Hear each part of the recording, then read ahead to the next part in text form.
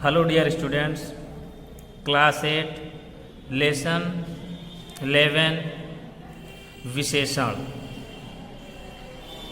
इसमें आप सभी को विशेषण के विषय में बताया जाएगा। विशेषण उसे कहते हैं जो शब्द किसी संज्ञा या सर्वनाम की विशेषता, गुण, दोष बताते हैं, उन्हें विशेषण कहते हैं। इसमें दो मेन पॉइंट है, एक विशेष्य होता है और एक विशेषण होता है। विशेषण उसे कहते हैं जिसके माध्यम से विशेष की विशेषता बताई जाए, और जिसकी विशेषता बताई जाती है उसे विशेष कहते हैं, और जिस माध्यम से उसकी विशेषता बताई जाती है उसे विशेषण कहते हैं। जैसे अभी कहा जाए काला सांप, तो काला कौन है?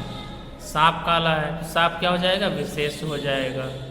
और सांप की विशेषता कौन बता रहा है? काला, तो काला क्या हो जाएगा? विशेषण हो जाएगा। और इसमें देखेंगे तो दोनों पॉइंट आप सभी को समझ में आ गए होंगे, विशेष और विशेषण। इसके बाद आते हैं विशेषण के भेद। विशेषण जो दो चार प्रकार के होते हैं। पहला है गुणवाचक विशेषण, दूसरा संख्यावाचक विशेषण, तीसरा परिमाणवाचक विशेषण, और चौथा जो है सार्वनामिक या संकेतवाचक विशेषण। तो एक एक को हम लोग अच्छे से पढ़ेंगे। ओके, इसमें और भी दिया गया जैसे विशेष विशेषण के रूप में। इसमें विशेषण विशेष से पहले आते, जैसे अमित प्रतिभावान छात्र है, तो छात्र तो है लेकिन प्रतिभावान है, तो छात्र क्या हो जाएगा? विशेष हो जाएगा, और प्रतिभावान क्या हो जाएगा? विशेषण हो जाएगा। फिर कह रहा विधेय विशेषण के रूप में। इसमें विशेषण विशेष और क्रिया के बीच में आते हैं। जैसे मेरी गाय भूरी है, तो गाय कैसी है? भूरी है, तो गाय क्या हो जाएगा? विशेष हो जाएगा, और भूरी क्या हो जाएगा? विशेषण हो जाएगा। इन सभी पॉइंट को भी अच्छे से आप लोग ध्यान देना। इसके बाद आपका पहला आता है गुणवाचक विशेषण। इसमें देखेंगे आप सभी लोग गुणवाचक विशेषण में जो शब्द किसी संज्ञा सर्वनाम के गुण, दोष, दशा, स्वभाव आदि का बोध कराते हैं उन्हें गुणवाचक विशेषण कहते हैं। जैसे वह पूर्वी उत्तर प्रदेश में रहता है, भारतीय संस्कृति का सभी सम्मान करते हैं, दुष्ट आदमी का साथ कोई नहीं देता। पूर्वी, भारतीय और दुष्ट ये क्या हैं? गुणवाचक विशेषण हैं। फिर है गुणवाचक विशेषण से निम्नलिखित विशेषताओं का बोध होता है। इन सभी को आप लोग अच्छे से पढ़ने से स्थान भारतीय है, जापानी है, जबलपुरी, ऊंचा नीचा, चौरस, उजाड़ आदि। ऐसे काल में होगा। दिशा है, स्वाद है, गंध है, गुण दोष है, रूप रंग आकार प्रकार है, स्पर्श गुण होता है, और अवस्था होती है। तो इन सभी जो इसमें जितने पॉइंट हैं अच्छे से इसको पढ़ लेना। गुणवाचक विशेषण में क्या होता है? मेन पॉइंट गुण, दोष, दशा, स्वभाव आदि का इसमें बोध होता है, इसी के विषय में इसमें बताया जाता है। ओके, इसके बाद देखेंगे संख्यावाचक विशेषण। जो शब्द किसी संज्ञा सर्वनाम की संख्या संबंधी विशेषता का बोध कराते हैं उन्हें संख्यावाचक विशेषण कहते हैं। जैसे राजा दशरथ के 4 पुत्र थे, राजा दशरथ के 4 पुत्र थे, लेकिन पुत्र कितने थे? 4 थे। इसे क्या कहेंगे? अगर किसी शब्द मतलब कि अगर संख्या का बोध करा रहा तो संख्यावाचक विशेषण ही होगा। इसमें दो होते, एक निश्चित होता है, एक अनिश्चित होता है। जिसमें संख्या दी रहेगी, दिया गया जिसमें संख्या रहेंगे वो हो जाएगा संख्यावाचक विशेषण अर्थात निश्चित संख्यावाचक, और जिसमें नहीं रहेगा वो क्या हो जाएगा? अनिश्चित संख्यावाचक विशेषण। जिसमें कह दिया जाए राजा दशरथ के कुछ पुत्र थे, अगर ये कहा जाए कि राजा दशरथ के कुछ पुत्र थे तो क्या हो जाएगा? अनिश्चित संख्यावाचक हो जाएगा। और यह कहा जाए अगर राजा दशरथ के 4 पुत्र थे तो निश्चित संख्यावाचक विशेषण हो जाएगा। ऐसे कल मेरे घर कुछ लोग आए थे, कुछ लोग आए थे, कंफर्म नहीं कितने लोग आए थे, क्या हो जाएगा? अनिश्चित में चला जाएगा। विद्यालय की तीसरी परिचारिका आज नहीं आई है, तीसरी परिचारिका आज नहीं, तीसरी मतलब संख्या दिया जा रहा तो निश्चित में हो जाएगा। तो ये दो प्रकार के होते हैं, एक निश्चित संख्यावाचक जैसे 1 2 3 4 5 जो भी हो, 10 15 20 50 जो भी दिया गया, संख्या दिए रहेंगे तो हो जाएगा निश्चित संख्यावाचक।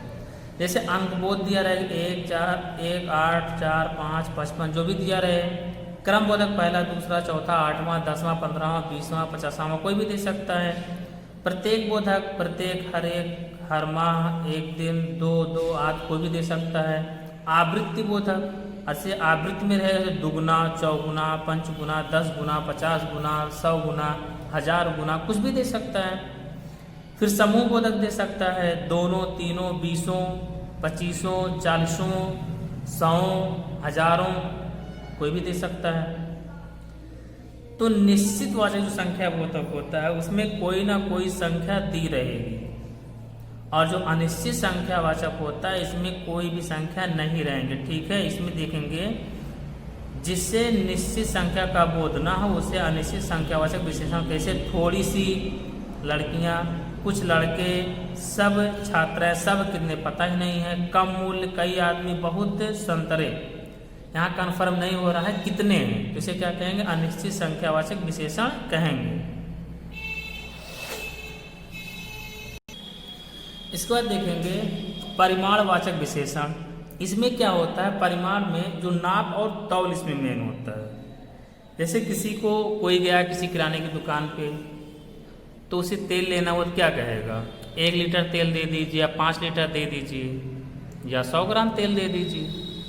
तो वो नाप कर देगा या तौल कर देगा। जहाँ नाप और तौल आएगा वो परिमाणवाचक विशेषण ही होंगे। जैसे मान लीजिए आप मार्केट गए सब्जी लाने, क्या कहेंगे आप, 1-2 आलू दे दीजिए, नहीं कहेंगे, 1 kilo, 2 kilo, 3 kilo, 5 kilo, 10 kilo, कुछ भी कहेंगे। तो यहाँ पे क्या, नाप, यहाँ तौल के दिया जा रहा है। जब नाप और तौल किसी, नाप और तौल से अगर का बोध होता है, नाप तौल का अगर बोध हो रहा, वहाँ पे पता चल रहा है, तो उसे कहते हैं परिमाणवाचक विशेषण।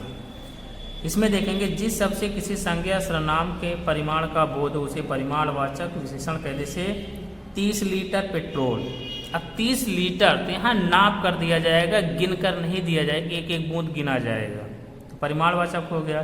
5 किलो घी, तो 5 किलो घी वो भी तौल कर दिया जाएगा, एक एक बूंद गिना नहीं जाएगा, परिमाणवाचक। 200 ग्राम जीरा, अब जीरा कोई 1, 2, 3, 4, 5, 6 करके गिन कर तो देगा नहीं, तौल कर ही देगा। तो 200 ग्राम जीरा तौल कर दिया जा रहा, परिमाणवाचक। 50 ग्राम सौंफ, अब सौंफ है तो तौल में आ रहा है, गिनती करके कोई दे नहीं रहा है, जब तौल में आ रहा है तो क्या हो जाएगा, परिमाणवाचक हो जाएगा। इसमें भी होता है, एक निश्चित होता है, एक अनिश्चित होता है। अगर संख्याएं दी गई हैं 1 लीटर, 2 किलो, 5 किलो, 100 ग्राम, तो निश्चित होगा। और अगर कुछ दिया गया है अर्थात उसमें संख्या नहीं दी गई, तो अनिश्चित परिमाण बोधक विशेषण हो गया, परिमाणवाचक विशेषण होगा। इसके बाद देखेंगे सार्वनामिक या संकेतवाचक विशेषण। इसमें क्या होता है, जब कोई सर्वनाम शब्द किसी संज्ञा के पूर्व आकर उसकी विशेषता प्रकट करता है, मतलब जब कोई सर्वनाम शब्द किसी संज्ञा से पूर्व आकर, मतलब कोई संज्ञा है उससे पहले सर्वनाम आ जाए, उसकी विशेषता प्रकट करता है, उसे सार्वनामिक या संकेतवाचक विशेषण कहते हैं। जैसे यह लड़की कहाँ रहती है। अब यह लड़की, यह क्या है, सर्वनाम है, लड़की क्या है, संज्ञा है, तो संज्ञा के जस्ट पहले ही सर्वनाम आ रहा, तो इसको क्या कहेंगे, सार्वनामिक या संकेतवाचक विशेषण कहेंगे। दूसरा देखेंगे, वह लड़का तुम्हें कहाँ मिला था। वह लड़का, लड़का आपका हुआ संज्ञा और वह क्या हुआ, सर्वनाम। संज्ञा से पहले सर्वनाम आ रहा, इसकी मतलब क्या हो गया, सार्वनामिक या संकेतवाचक विशेषण हो जाएगा। फिर कौन आदमी चिल्ला रहा है, कौन क्या है, सर्वनाम हुआ, उसके जस्ट बाद आ रहा संज्ञा अर्थात आदमी, तो इसे क्या कहेंगे, सार्वनामिक या संकेतवाचक विशेषण कहेंगे। इसके बाद आपका आता है प्रविशेषण। प्रविशेषण उसे कहते हैं जो विशेषण की भी विशेषता बताए। अगर विशेषण की भी विशेषता किसी शब्द से बताया जाए उसे कहते हैं प्रविशेषण। जिसे कहा जाए वह बहुत अच्छा लड़का है, तो अच्छा इसमें विशेषण है, लेकिन अच्छा के साथ साथ वो बहुत अच्छा, बहुत भी लगा, जो बहुत है वो प्रविशेषण है और जो अच्छा है वो विशेषण है, और जो वह बहुत अच्छा है, जो वह है वो क्या हो जाएगा, वह का विशेष हो जाएगा। तो इन सभी चीज पे आपको बहुत ध्यान देना प्रविशेषण में, ओके। इसके बाद आता है विशेषणों की तुलना। इसमें 3 अवस्थाएं होती हैं, एक होता है मूलावस्था, एक होता है उत्तरावस्था और एक होता है उत्तमावस्था। इसमें क्या होता है, विशेषणों की तुलना के आधार पर संस्कृत की तरह हिंदी में भी विशेषणों की 3 अवस्थाएं मानी गई हैं, मूलावस्था, उत्तरावस्था और उत्तरावस्था को तुलनावस्था भी कहते हैं, और तीसरा होता है उत्तमावस्था। मूलावस्था, उत्तरावस्था और उत्तमावस्था। मूलावस्था उसे कहते हैं जो सबसे मेन होता है, जैसे लड़का, ये मूलावस्था हो गया। अगर उसी में हम तर जोड़ दें, ता खाली रा खाली, तर जोड़ दे तो क्या हो जाएगा, लड़का है तो लड़का तर हो जाएगा। तम जोड़ देंगे तो लड़का तम हो जाएगा। जैसे मान लो अगर दे दिया जाए आपको सुंदर, सुंदर क्या हो जाएगा, मूलावस्था हो जाएगा। उसमें जैसे ही हम तर जोड़ देंगे तो क्या हो जाएगा, उत्तरावस्था हो जाएगा, उत्तरावस्था या तुलनावस्था हो जाएगा। और जैसे ही तम जोड़ेंगे तो क्या हो जाएगा, उत्तमावस्था हो जाएगा। और यदि उसमें से उत्तमावस्था हो रहा है सुंदरतम, और जैसे ही तम हम हटा देंगे तो बचेगा क्या, सुंदर। जो सुंदर बचेगा क्या हो जाएगा, आपका मूलावस्था हो जाएगा। जैसे मान लीजिए अगर आपको दे दिया गया सुंदरतम, इसका मूलावस्था क्या होगा बदलने के लिए, तो तम हम हटा देंगे, बचेगा सुंदर, सुंदर मूलावस्था हो जाएगा। अगर सुंदर दिया गया, इसे कहा गया उत्तमावस्था में बदलिए, तो तुरंत हम उसमें क्या करेंगे, तम जोड़ देंगे तो हो जाएगा सुंदर तम, हो जाएगा तुम्हारा उत्तमावस्था। तो ये आप सभी को समझ में आ गए होंगे कि मूलावस्था, उत्तरावस्था और उत्तमावस्था।